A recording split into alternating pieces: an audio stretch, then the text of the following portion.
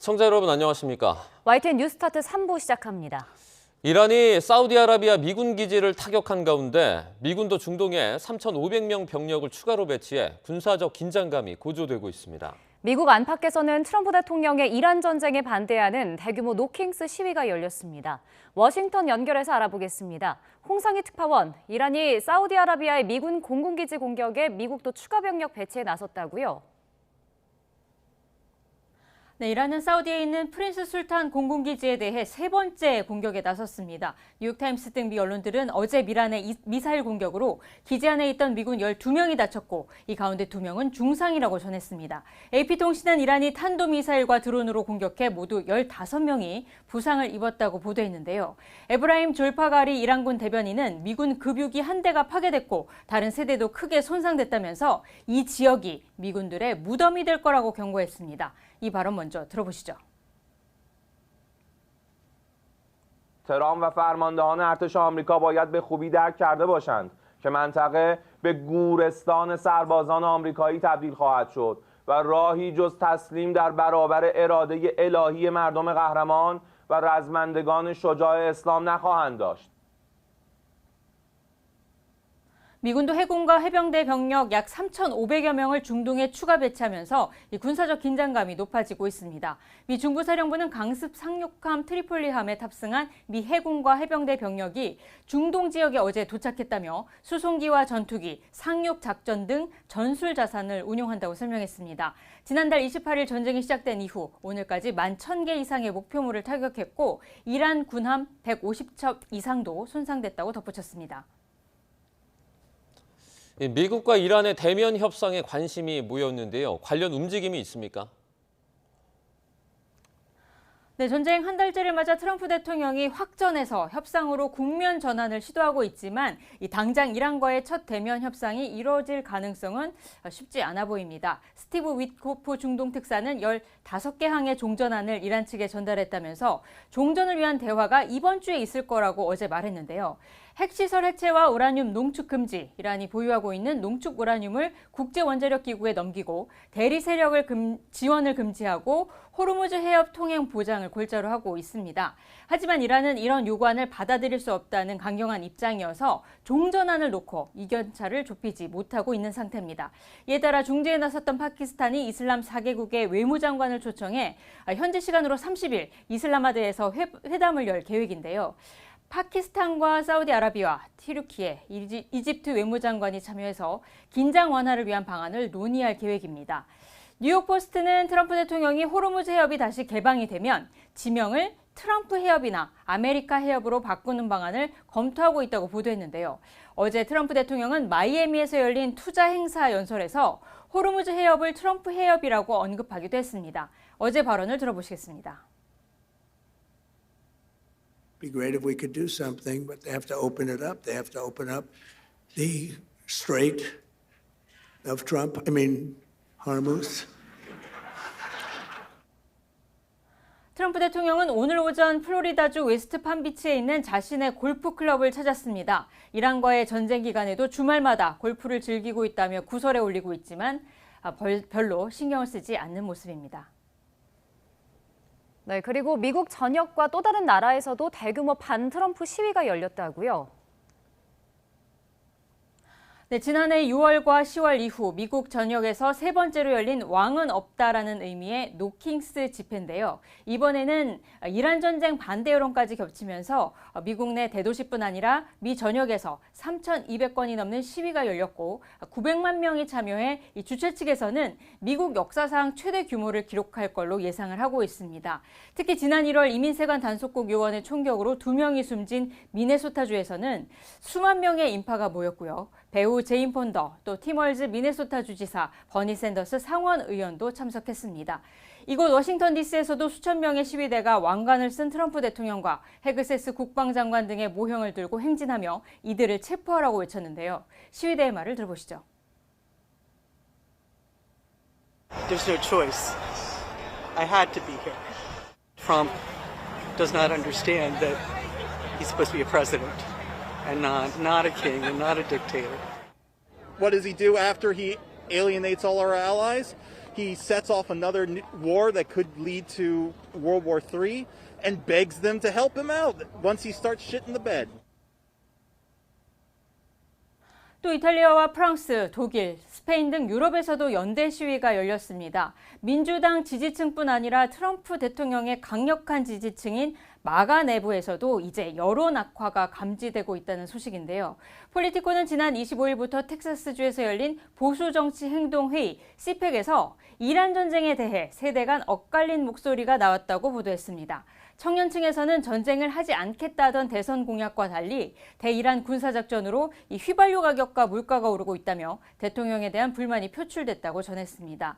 매년 미 보수 진영의 최대 연례 행사인 CPEC에 참석해온 트럼프 대통령은 10년 만에 처음으로 이번 행사에 불참했습니다. 지금까지 워싱턴에서 전해드렸습니다. 미국이 이란과 협상을 추진하면서 동시에 군사적인 압박도 강화하고 있습니다. 병력 17,000명을 이란 인근에 투입하려는 움직임 속에 화재로 수리에 들어간 항공모함을 대체 새로운 항모전단을 중동 지역에 배치하고 있습니다. 보도에 김희준 기자입니다. 미 국방부가 중동 지역에 10,000명의 지상군을 추가 파병하는 방안을 검토 중이다. 월스트리트저널은 미국이 이란과의 협상을 모색하는 가운데 이런 움직임이 있다고 전했습니다. 이미 중동 지역에 배치 명령이 내려진 해병대 5,000명과 제82 공수사단 2,000명에 더해지는 병력입니다. 증파되는 지상군에는 보병과 장갑차, 군소지원 부대가 포함될 거란 전망입니다. 따라서 최대 17,000명 규모의 미국 지상군이 이란 근처에 집결하는 셈입니다. 이들은 이란 해안 거점이나 주요 섬 장악, 농축 우라늄 시설 확보 작전에 투입될 가능성이 나옵니다. 다만 전면적 침공에는 부족한 규모라 이란과의 협상을 압박하는 카드로도 볼 수 있습니다. And we can achieve them without any ground troops, without any. Now, in terms of why there's deployments, number one, the president has to be prepared for multiple contingencies. 이와 함께 미 항공모함 부쇼가 중부 사령부 관할 구역에 배치돼 대이란 작전에 합류할 예정입니다. 중동 지역에 전개됐다 지난 10일 화재로 수리 중인 항공모함 포드호를 대체하는 전력입니다. 부시 항모전단에 배정된 유도미사일 구축함들도 이미 본토 모항을 출항했습니다. 이에 맞서 이란도 지상전 대응병력 100만 명을 집결시킨 것으로 알려지면서 종전협상에 대한 기대감과 함께 확전에 대한 우려도 커지고 있습니다. YTN 김희준입니다. 이스라엘이 최근 이란 핵시설 등에 대한 공습을 강화하기 시작했습니다. 미국이 이란과 협상에 나서기 전에 이란의 국방력을 최대한 약화하려는 것으로 보인다는 분석입니다. 김대근 기자의 보도입니다. 이란 남부의 부셰르 원전이 현재 시각 27일 밤 11시 40분 공격받았다고 이란 원자력청 AOI가 밝혔습니다. 지난 17일과 24일에 이어 열흘 사이 부셰르 원전 부지에 대한 세 번째 공격입니다. AOI는 현재까지 인명피해나 재정적, 기술적 피해는 보고되지 않았다고 밝혔습니다. 그러면서 공격 주체를 범죄적인 미국과 이스라엘로 규정하고 평화적 핵시설을 공격하는 건 국제법 위반이자 지역 안보에 대한 중대한 위협이라고 강조했습니다. 앞서 이스라엘이 이란에 대한 공격 수위를 끌어올리겠다고 공언한 가운데 이란 중부에 있는 실험용 중수로 시설인 혼다브 중수단지와 우라늄 정광 생산 공장, 방사성 물질을 사용하는 남서부 지역의 제강소 등도 공습당했습니다. 미국과 이란의 휴전 가능성이 거론되는 가운데 이스라엘이 협상 테이블이 펼쳐지기 전에 이란의 국방력을 최대한 무력화하려고 공세를 강화하는 거란 분석이 나옵니다. 특히 잠재적인 안보 위협을 제거하기 위해 핵시설을 집중 타격하는 것으로 풀이됩니다. 트럼프 대통령이 중단하겠다, 휴전하겠다 그러면 이스라엘 따라야 될 수밖에 없는 상황이기 때문에 주어진 시간이 얼마 남지 않았기 때문에 이스라엘은 모든 가용한 수단을 다 써서 최대한 공격을 하는 게 지금 이스라엘의 입장입니다. 미국과 이란의 협상 전망이 아직 불투명한 가운데 이스라엘이 공격 수위를 더 높여갈 거란 전망도 나옵니다. YTN 김대근입니다. 이란의 지원을 받는 후티 반군도 이란전에 뛰어들면서 호르무즈 해협에 이어서 홍해 운송로도 막히지 않을까 하는 우려가 나오고 있습니다. 협상과 군사 공격, 화전 양면 카드로 이란을 압박하고 있는 트럼프 정부의 셈법도 더 복잡하게 됐습니다. 보도에 김영수 기자입니다. 지난 2023년 12월 12일 홍해의 입구인 바브엘만 대부 해협을 지나던 노르웨이 선적 유저선이 피격되는 사건이 발생했습니다. 이란의 지원을 받고 있는 예멘 후티 반군의 미사일 공격을 받은 겁니다. 미국 중부사령부도 SNS를 통해 이 같은 사실을 확인했습니다. 예멘의 서부 홍해 연안을 장악하고 있는 후티 반군은 당시 가자지구 전쟁에서 하마스를 돕는다는 명분으로 민간 선박을 향해 무차별 공격을 가했습니다.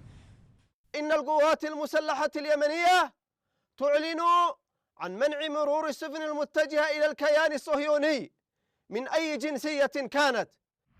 이란의 대리 세력, 저항의 주 가운데 하나인 후티 반군은 이후로도 모두 100척 이상의 상선을 미사일과 드론으로 공격했으며 2척의 배를 침몰시켰습니다. AP통신은 만약 후티 반군이 이번에도 민간 선박을 공격한다면 전 세계 무역에 치명타가 될 것으로 내다봤습니다. 호르무즈 해협에 이어 수에즈 운하로 이어지는 홍해까지 막힌다면 중동 지역을 오가는 물류가 마비될 수 있다는 겁니다. 실제로 사우디아라비아는 최근 호르무즈 해협이 막히자 홍해를 통해서 매일 수백만 배럴의 원유를 수출하고 있습니다. 중동 불안으로 국제 유가가 $100를 돌파하고 전 세계 주식시장이 출렁이는 가운데 세계 무역 타격 전망까지 나오는 상황. 11월 중간 선거를 앞두고 서둘러 출구 전략을 찾고 있는 트럼프 정부로선 후티 반군의 참전은 더 큰 부담이 될 전망입니다. YTN 김영수입니다. 이번 전쟁으로 지금까지 공식 확인된 사망자가 이란에서만 1,000명이 넘고 호르무즈 해협을 둘러싼 긴장이 고조되면서 세계 경제도 휘청거리고 있습니다. 전쟁의 핵심 당사국 간 입장 차이도 커서 미국과 이란 간 대면 회담 결과가 종전과 확전, 장기전을 가릴 것으로 보입니다. 보도에 김정회 기자입니다. 현지 시간 2월 28일, 미국과 이스라엘이 이란 수도 테헤란을 공습했습니다. 최고 지도자 하메네이를 비롯해 40여 명의 고위 인사가 사망했습니다. This terrorist regime can never have a nuclear weapon. I'll say it again. They can never have a nuclear weapon. 맞대응에 나선 이란은 인접국 공격과 함께 호르무즈 해협에 있는 민간 선박을 목표로 삼았습니다. 국제 유가와 증시가 요동을 쳤고 LNG, 원유, 나프타 수급 불안까지 더해져 각국은 지금까지 대책 마련에 분주합니다. Und maßvoll agiert. Wir erlauben Tankstellen nur noch einmal pro Tag die Preise zu erheben. Wir stärken das Kartellamt, indem wir die Beweislast umkehren. 동맹국을 상대로 호르무즈 해협에 함정을 파견해달라는 트럼프 미 대통령의 요구도 사실상 거부된 상황. 그 사이 이스라엘은 전선을 더 확대하고 최근엔 공격 목표를 이란 핵시설 등으로 바꿔 공격 수위를 높여가고 있습니다. 트럼프 대통령은 압도적인 우위를 자신했던 초기와 달리 최후 통첩 시한을 연달아 수정 발표하면서 혼란스러운 모습을 보이고 있습니다. 국내외 경제 불안과 안보 위협을 고조시킨 데 대한 비난 여론이 11월 중간 선거의 악재가 될 수 있어서 종전의 목표로 번복을 거듭하는 것으로 보입니다. 반면 이란은 호르무즈 해협을 틀어쥐고 미국과는 전략적 밀당을, 이스라엘엔 맞불 공격을 이어가고 있습니다. 결국 미국과 이란의 대면 회담에 진정성이 얼마나 담기느냐가 종전과 확전, 장기화를 가를 분수령이 될 전망입니다. 전쟁에 대한 입장은 각각 다르지만 인적, 물적 피해가 커지는 것은 세 나라 모두 고민스럽습니다. 국제 적십 자산은 지난 25일 기준 이번 전쟁으로 이란에서만 1,900명이 숨졌다고 밝혔습니다. 레바논에서도 1,000명 가까이 숨진 것으로 전해졌고 이스라엘 18명, 미군은 13명이 사망했습니다. YTN 김정혜입니다. 우크라이나 젤렌스키 대통령이 이란의 드론 공격에 공포에 빠져 있는 중동 국가들을 차례로 찾아가는 안보 외교를 펼쳤습니다. 젤렌스키 대통령이 사우디아라비아, 카타르와 10년간의 안보협정을 체결하는 사이에 이란은 미사일로 두바이에 있는 우크라이나의 드론 방어 시스템 창고를 파괴했습니다. 보도에 김상익 기자입니다. 우크라이나 젤렌스키 대통령이 현지 시간 토요일 카타르와 UAE 등 중동 국가들을 잇따라 깜짝 방문했습니다. 지난 4년간 러시아와 전쟁으로 정상급 드론 요격 기술을 축적한 우크라이나는 지난주 UAE, 사우디아라비아, 카타르, 쿠웨이트, 요르단 등 중동 5개 나라에 이란의 공격을 막아낼 드론 요격 부대를 배치했습니다. 젤렌스키가 이들 국가와 장기적인 전략 관계를 구축하기 위한 방위 외교에 나선 겁니다. Продаж не цікавить. Ми хочемо системних відносин, коли експортери будуть отримувати свої заробітки, Україна буде отримувати достатньо грошей для того, щоб їх інвестувати в вітчизняне виробництво. 이미 사우디아라비아, 카타르와는 10년간의 안보 협정을 체결했고 며칠 안에 UAE와도 유사한 협정을 맺는다고 설명했습니다. 이번 협정으로 우크라이나는 국제사회에서 영향력이 확대되는 건 물론 손에 쥐게 될 경제적인 이익도 적지 않을 전망입니다. 17-18 мільярдів, а також буде виробництво зброї для України і закупка відповідно від Європи або ППО від Сполучених Штатів, сума 28 мільярдів. 이란의 한 통신사는 젤렌스키가 중동 방문에 나선 날 이슬람 혁명 수비대가 두바이에 위치한 우크라이나 드론 방어 시스템 창고를 미사일로 파괴했다고 보도했습니다. 이번 공격으로 우크라이나인 21명 전원이 사망했을 가능성이 제기됐지만 우크라이나 외무부는 해당 보도는 사실이 아니라고 부인했습니다. 그간 미국과 유럽 중심의 전쟁 지원에 머물던 우크라이나가 지지 세력을 중동으로 확장하면서 러시아에 맞설 글로벌 연합을 형성해가는 모양새입니다.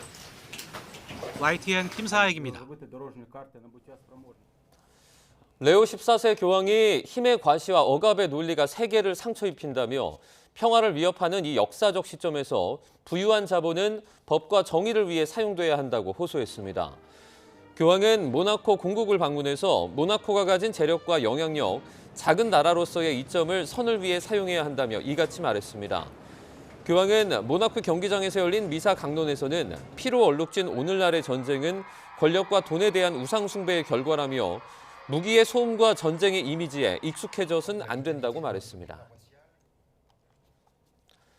리터당 210원이 오른 가격으로 2차 석유 최고 가격제가 시행되면서 전국 주유소 평균 기름값도 조금씩 오르고 있습니다. 기름값이 오른다는 소식에 주말 동안 주유소를 찾는 차량 행렬이 줄을 이었습니다. 보도에 오승훈 기자입니다. 주말 이른 아침 주유소 앞에 차들이 줄지어 서 있습니다.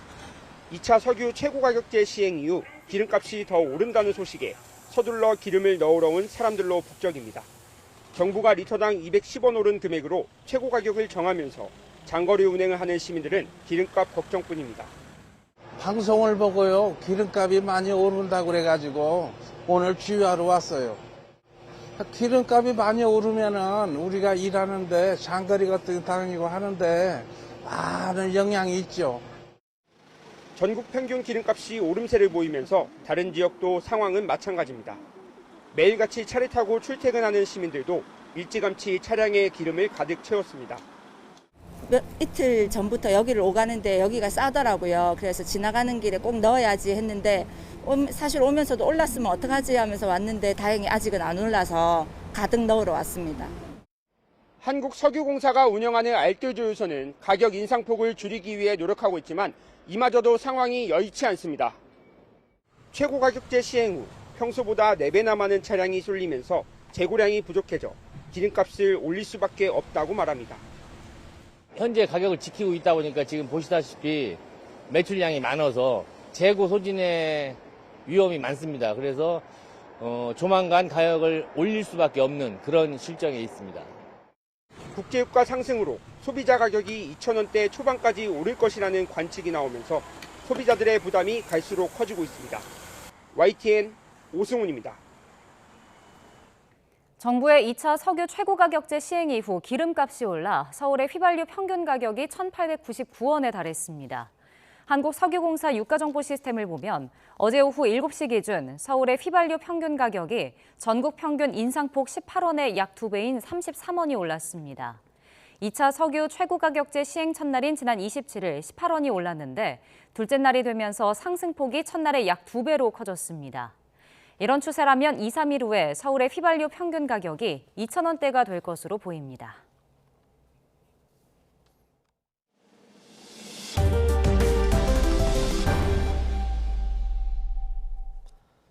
청와대가 다주택 공직자의 승진 배제를 검토한다는 언론 보도가 나오자 이재명 대통령이 사실이 아니라고 밝혔습니다. 청와대는 다주택 공직자에게 집을 팔라 말라 하지 않는다며 그런 정책을 보고받은 적도 없다고 강조했습니다. 보도에 박홍구 기자입니다. 토요일 아침 일부 신문에 나온 청와대발 보도입니다. 청와대가 다주택을 소유한 5급 이상 공무원에 대해 승진 배제를 검토하는 등 공직사회를 상대로 다주택자 압박에 나섰다는 내용입니다. 이런 보도에 대해 이재명 대통령이 SNS에 글을 올려 반박했습니다. 이 대통령은 우선 청와대는 다주택 공직자에게 집을 팔라 말라 하지 않는다고 밝혔습니다. 세제와 금융, 규제 권한 행사만으로도 충분히 집값 안정을 이룰 수 있다며 5급 이상 공직자라도 손해와 위험을 감수하며 다주택을 유지하겠다면 그것은 그의 자유이고 손실은 그의 책임일 뿐이라고 설명했습니다. 이어 청와대가 다주택 미예소를 이유로 승진 배제 불이익을 주며 사실상 매각을 강요할 필요는 전혀 없다고 강조했습니다. 그러면서 공직자에게 매도 압박을 가한다는 것은 주택 안정 정책의 효과가 없음을 자인하는 것이나 마찬가지이기 때문에 매각 권유는 할지언정 매각 압박은 하지 않는다고 밝혔습니다. 이 대통령은 해당 언론에 대해 어떤 경위로 취재됐는지는 모르겠지만 사실이 아닌 보도는 정부 주택 정책의 신뢰도를 훼손한다며 시정을 요구했습니다. 이어 정부는 정치적 고려나 사적 이익 개입이 없다면 치밀하고 일관된 정책만으로도 집값은 분명히 안정시킬 수 있다며 의지를 재확인했습니다. 앞서 이 대통령은 부동산 정책 결정 과정에 포함된 공직자의 경우 다주택 또는 비거주 고가주택 보유자를 배제하겠다는 방침을 세웠으며 이에 따라 정부는 현황 조사와 함께 배제 범위와 시기 등을 검토하고 있습니다. YTN 박홍구입니다.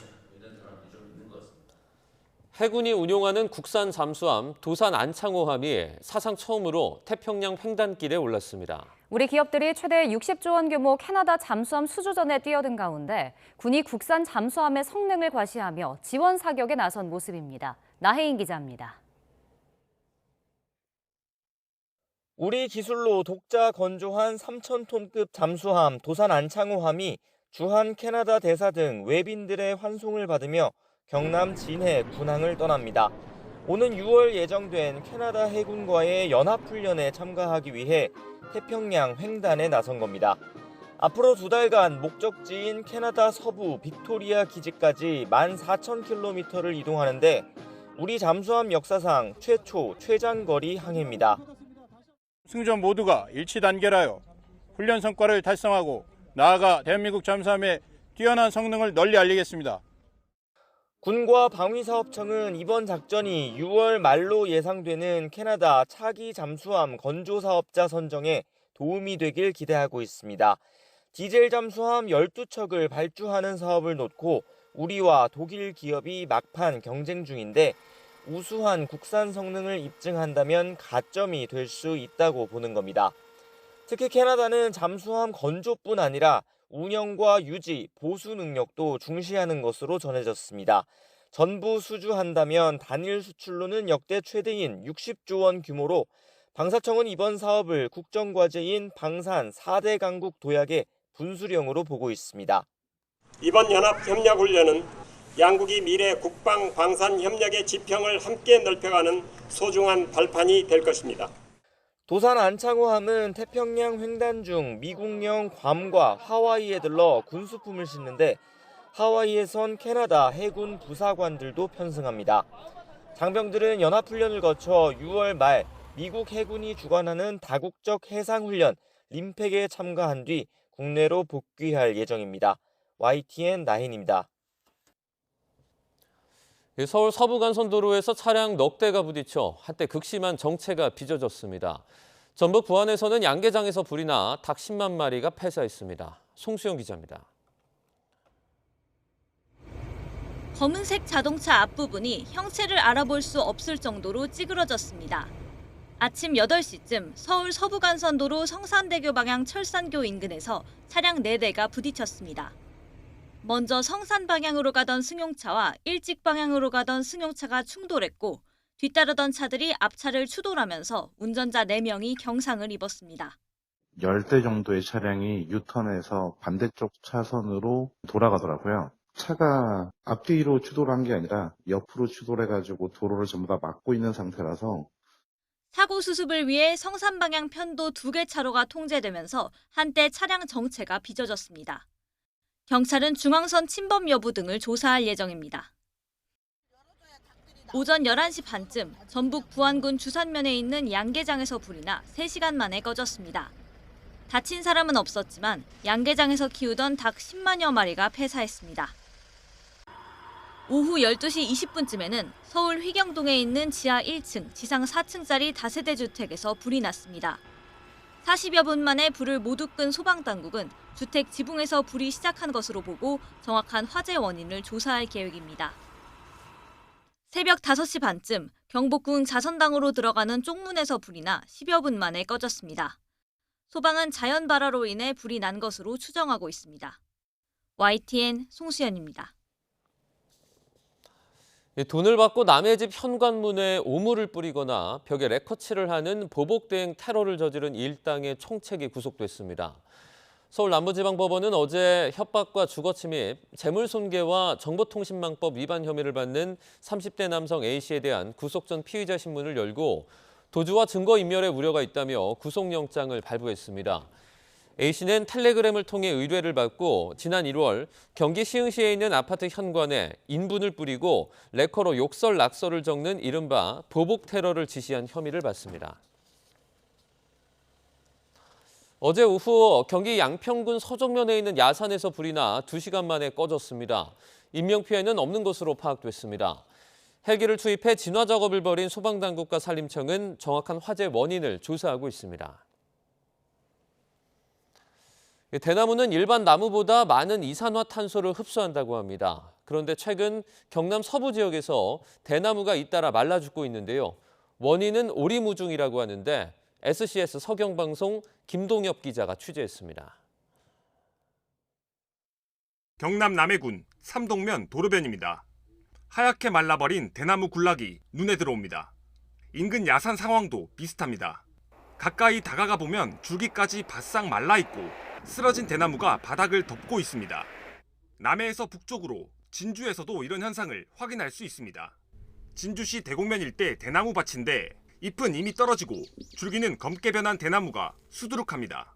안타까운데 뭐 고사하는 걸 약도 구하지도 못하고 약도 없고 우리는 그거로 보고 있을 따름이지. 대나무는 꽃이 피면 생을 마감하는 식물. 개화 시기도 아닌데 고사 현상이 곳곳에서 나타난 겁니다. 네, 푸른 숲을 이루던 대나무는 사라지고 지금은 이렇게 앙상한 줄기만이 남았는데요. 이 해마다 고사 영역이 눈에 띄게 넓어지면서 그 원인을 두고 주민들의 의문 또한 커지고 있습니다. 전문가들은 이상 기후와 양분 부족 등을 원인으로 추정하면서도 정확한 이유는 확인되지 않았다고 설명합니다. 100% 그렇게 이제 기후의 영향을 말할 수는 없겠죠. 중간에 솎아낸다든지 건강한 밀도로 숲을 유지를 해주고 숲 건강성을 높여주는 부분이 된다면은 고사하는 부분이 줄어들 수가 있기 때문에 고사목을 제거하는 일도 쉽지 않습니다. 대나무는 뿌리로 번식하기 때문에 일부만 베어내선 밀도를 낮추기 어렵습니다. 또 산림 대부분이 사유지여서 지주 동의 없이는 손을 쓸 수도 없는 실정입니다. 생태계 악영향이 우려되는 만큼 산림당국, 학계의 원인 규명과 대책 마련이 시급합니다. SCS 김동엽입니다. 기후위기의 실상을 보여주는 세계 기상기구 WMO의 최신 보고서가 나왔습니다. 지구에 쌓이는 열이 관측 이래 가장 많은 수준으로 나타났는데 단순히 더워지는 것을 넘어 기후의 균형 자체가 무너지고 있다는 경고음이 나왔습니다. 김민경 기자의 보도입니다.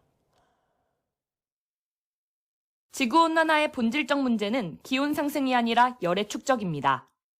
지구는 지금 들어오는 에너지보다 나가는 에너지가 적어 열이 빠져나가지 못한 채 계속 쌓이고 있습니다. WMO는 올해 기후현황 보고서에서 이 같은 현상을 지구 에너지 불균형이라는 지표로 처음 공식화했습니다. 관측을 시작한 1960년 이후 지구의 에너지 불균형은 꾸준히 증가해왔고 지난해 최고 기록을 경신했습니다.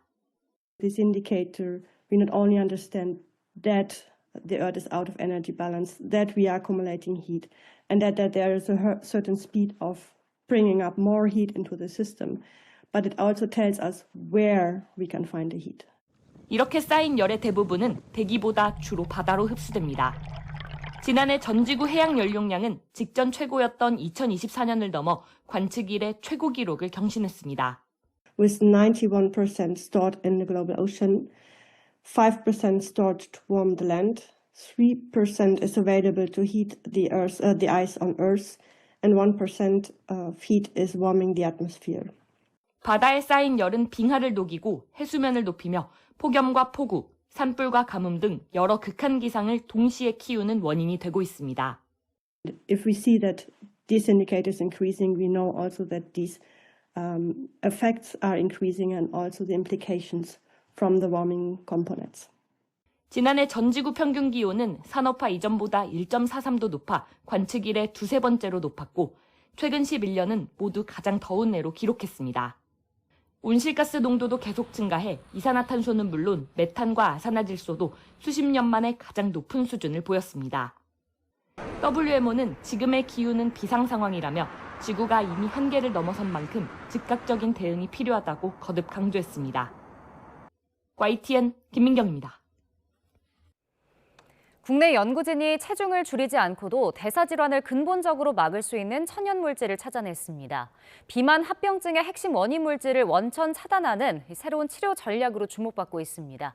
JCN 울산중앙방송 박영훈 기자입니다. 질병관리청이 발표한 지난 2024년 기준 우리나라의 성인 비만율은 38.1%. 성인 3명 중 1명은 비만인 셈입니다. 비만 지방 조직에선 엔도트로핀이라는 물질이 만들어지는데 이 물질은 당뇨 같은 질환을 일으키는 핵심 원인으로 꼽힙니다. 유니스트 연구진이 천연물 유래 물질인 니제리신이 이 엔도트로핀의 생성 자체를 막을 수 있다는 사실을 밝혀냈습니다. 비만 지방 조직에선 MMP라는 단백질 분해 요소가 콜라겐의 특정 부위에 결합해 콜라겐을 잘라내며 엔도트로핀을 생성합니다. 하지만 연구진이 발굴한 니제리신을 투여하게 되면 단백질 분해 요소가 콜라겐에 결합하는 걸 니제리신이 방해해 엔도트로핀 생성 자체가 불가능해지는 겁니다. 실제 비만주의를 통한 실험에선 지방 조직의 만성염증과 섬유화가 줄어들고 혈당이 낮아지는 등 대사 기능이 개선된 것으로 나타났습니다. 체중 감량을 하지 않아도 비만으로 유발되는 대사 질환을 근본적으로 막을 수 있게 된 겁니다. 현재까지는 그 식욕 억제나 포만감을 조절해서 이제 체중 감량에 초점을 맞추었다고 한다면은 저희가 개발하고 있는 이 약물 같은 경우에는 비만의 근원적인 병인을 타겟한다는 데 의의가 있습니다. 체중 감량 목적의 기존 비만 치료제와 질환 예방에 초점을 둔 니제리신을 함께 사용할 경우 보다 효과적인 비만 치료가 이뤄질 걸로 기대되고 있습니다. 특히 이번 연구로 질환을 억제하는 기전이 밝혀진 만큼 지방조직 섬유화와 관련된 다양한 질환까지도 응용 가능할 전망입니다. 유니스트 연구팀은 향후 다양한 유효약물 후보군을 대상으로 실제 사용 가능한 신약 개발을 위한 후속 연구를 이어나갈 계획입니다. JCN 뉴스 박영훈입니다. 최근 트럼프 행정부가 글로벌 관세 15% 인상을 추진하는 등 관세 불확실성이 되살아나자 한국 가전업계가 대책 마련에 고심하고 있습니다. 관세를 피하기보다는 경쟁력을 유지할 수 있는 미국의 기업 간 거래인 B2B 시장을 공략하며 정면 돌파에 나섰습니다. 올랜도에서 이승윤 특파원입니다. 미국 연방대법원의 상호관세 위법 판결 이후에도 트럼프 대통령의 관세 위협이 오히려 강해지면서 불확실성은 되살아났습니다. The tariffs paid for by foreign countries will, like in the past, substantially replace the modern-day system of income tax, taking a great financial burden off the people that I love. 지난해 트럼프 대통령의 관세로 큰 타격을 입었던 한국 가전업계는 멕시코 등 관세 영향을 덜 받는 지역에 생산 시설을 구축해 대응하고 있습니다. 하지만 트럼프 대통령이 미국, 멕시코, 캐나다 자유무역협정 USMCA까지 흔들며 멕시코 생산도 관세의 위협에 노출돼 돌파구 마련이 절실한 상황. 국내 가전업체들은 관세가 어떻게 매겨지든 경쟁력을 유지할 수 있는 미국의 기업 간 거래인 B2B 시장을 공략하며 정면 돌파에 나섰습니다. 자기들하고 같이 일하던 사람, 과거 해봤던 사람, 믿을 수 있는 사람, 그걸 깨부수고 신규 업체가 들어가는 거는 정말 어려운 작업이 되는 거고요. 한 5년에서 뭐 길게는 10년 이렇게 장기 익스클루시브 계약을 하거든요. 특히 월풀 등 미국 가전업계의 텃밭이었던 건설업체, 빌더 시장의 주도권 확보에 승부수를 던졌습니다. 빌더를 중심으로 하는 전시회인데요. 빌트인 가전제품을 중심으로 해서 빌더 비즈니스도 강화하고 있습니다. 빌더 시장은 진입장벽이 높은 만큼 한 번 신뢰를 쌓으면 관세 등 변수가 생겨도 안정적인 장기 거래 관계를 이어갈 수 있는 게 장점으로 꼽힙니다. 한국 가전업계는 트럼프 대통령의 관세 리스크 등 수출 불확실성 속에서도 초거대 시장인 미국을 공략하는 현지 밀착형 질적 성장 전략으로 정면 돌파에 나서고 있습니다. 올랜도에서 YTN 이승윤입니다. 홍명보 감독이 이끄는 축구대표팀이 월드컵에 열린 첫 평가전에서 코트디부아르에 0대4로 완패했습니다. 우리 대표팀은 영국 밀턴 킨스에서 열린 코트디부아르와의 평가전에서 전후반 각각 2골씩을 내주고 4골 차로 졌습니다. 홍명보는 오스트리아 빈으로 이동해 다음 달 1일 유럽의 강호 오스트리아와 두 번째 평가전을 치릅니다.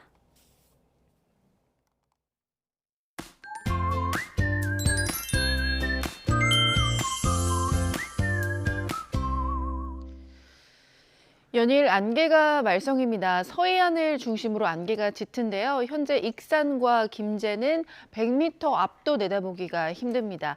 인천공항은 저시청 경보도 발효 중입니다. 항공기 이용하는 분들은 운항 여부 확인하시길 바랍니다. 지금도 수도권과 충남 그리고 경남은 공기가 탁한데요. 다행히 오후부터는 대기가 원활해지면서 미세먼지는 점차 해소될 전망입니다. 내일 비가 내리기 전까지 건조함은 계속됩니다. 바람이 불어서 화재 위험이 높은 만큼 불조심해 주시길 바랍니다. 현재 기온 살펴보면 서울이 7.6도, 대구가 7.2도고요. 낮 기온은 서울이 21도, 대구 22도, 창원 19도까지 올라서 지금보다 10도 이상 기온이 크게 오르겠습니다. 내일과 모레는 대부분 지방에 봄비 소식이 있습니다. 날씨였습니다.